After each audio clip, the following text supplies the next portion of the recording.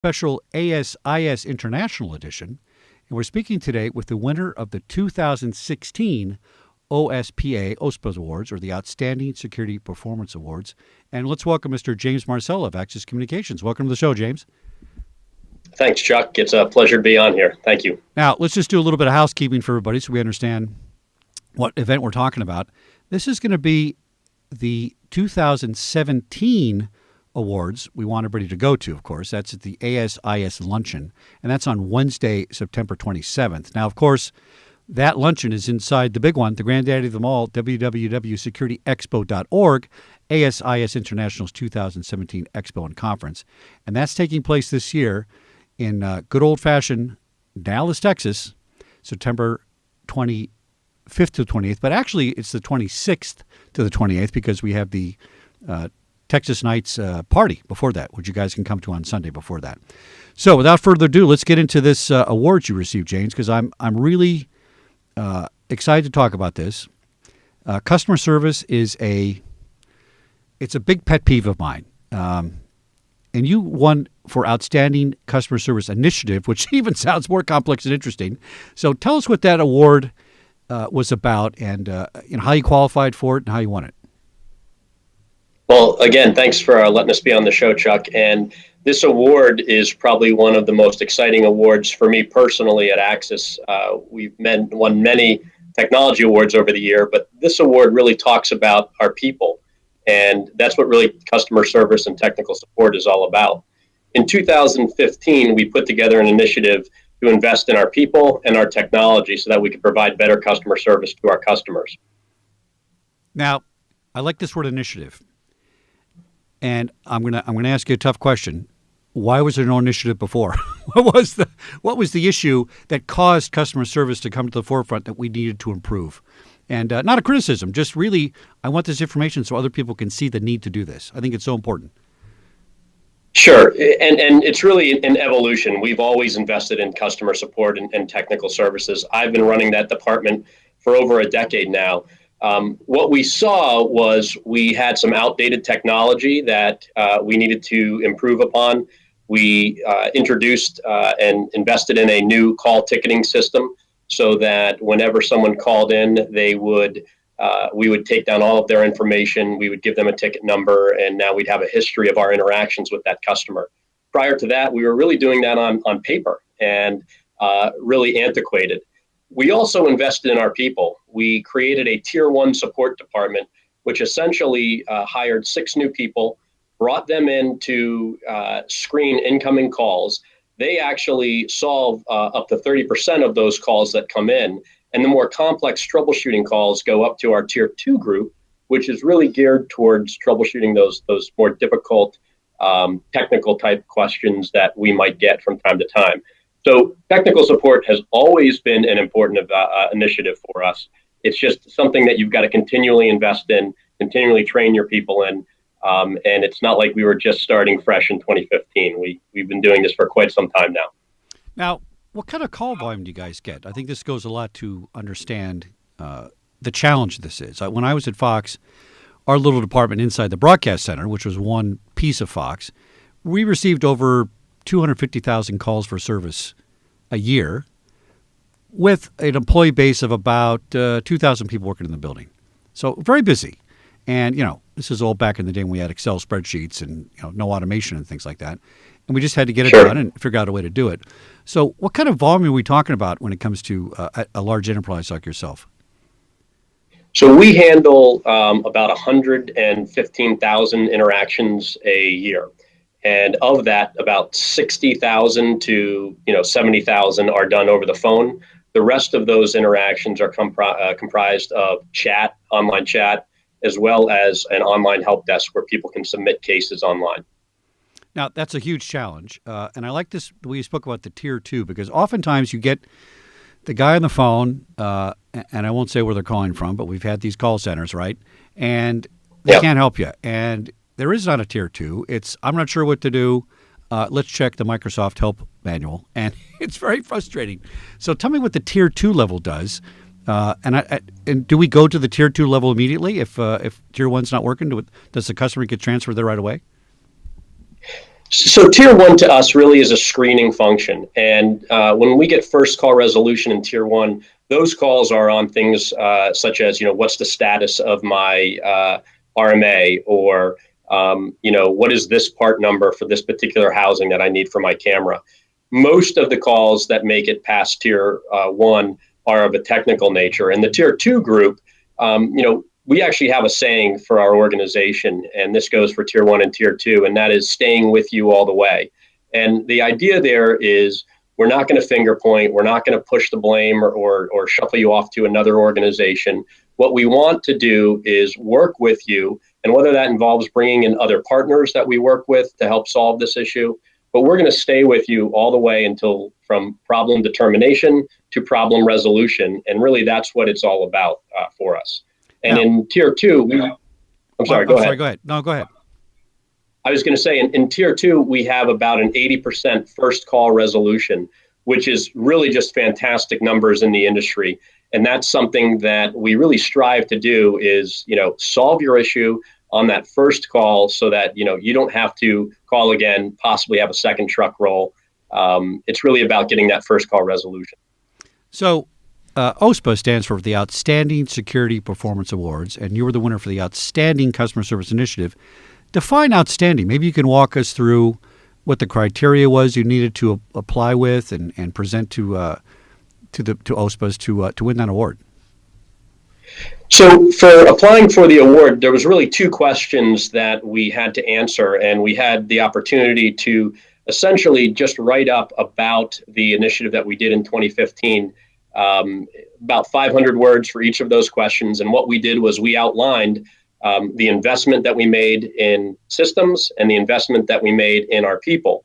And those two questions got submitted to a panel of judges who then went through and evaluated that. There were many qualified applicants for this particular category. We're very fortunate and very happy that we were the winners of it. Now, we love stats. We like stats more than we like facts here on Security Guy TV. Maybe you could tell me how your improvement changed. So we wrote the initiative, you put it in place. What kind of improvement did you see in your numbers as far as response times, resolution times, that kind of thing? Chuck, it's interesting. We really have three pillars when we talk about our customer service and technical support initiatives. Number one is increasing customer satisfaction. Our second pillar is increasing employee satisfaction, because you really want to make sure that you keep employees. You want to retain them, keep their experience, and make sure that they're happy where they're working. Third thing is cost per interaction. We'd like to decrease that cost per interaction. So when we instituted this new program with Tier 1, first of all, Tier 1 resources are on a different pay scale than Tier 2. They don't have to have a technical background like the Tier 2 folks that do. And again, if we can solve 30% on average in Tier 1, we're obviously saving our costs on the bottom line. We're increasing customer satisfaction because they're getting a first call resolution. And our employee satisfaction at Tier 2 is going up as well, because they're not dealing with things that don't require their technical expertise. So those three pillars were really hit on when we did this initiative. And it's really how we gauge anything that we do in the technical support department when we're looking at improving our services. We really look at those three pillars and see, are they hitting all three of them? And how can we get better at customer satisfaction, employee satisfaction, and then ultimately cost per interaction? Now, this is really, you hit on a key point here. It's cost per transaction, so to speak, right? If you're making a widget and you have to sell the widget, there's a cost after you manufacture in distribution, the store, the taxes, all that kind of stuff. And I don't think we look at security service the same way, but we should. And I'll give you a good example. At Fox, this is back in the 90s. Yeah, I'm dating myself, the 90s. Like I said, we had about 250,000 calls for service in our small department, generated by less than 2,000 employees a year. And when we broke down what our number one function was, it turned out, even though we were a highly access control facility, had to have an ID card, had to park in a certain space, the studio itself had access control. Even with all that, our number one service was we opened doors.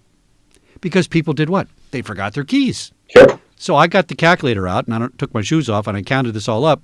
It turned out every time I opened a door, it cost $125. And the guard, we paid him his salary of about $14.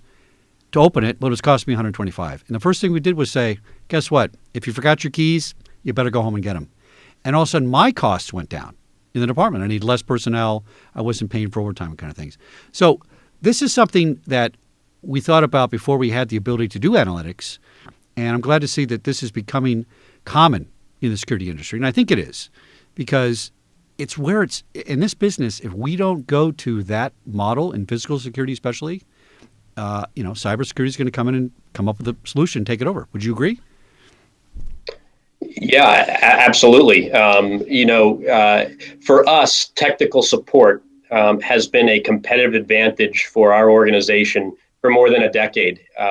We take it very, very seriously, and we look for and we hire people who we know are going to want to support our customers, who have that right mentality, right culture fit for what we're trying to drive. Because ultimately, very good, qualified, and timely customer support is a competitive advantage, and it's something that our upper management realizes and are more than happy to invest to ensure that we maintain that edge.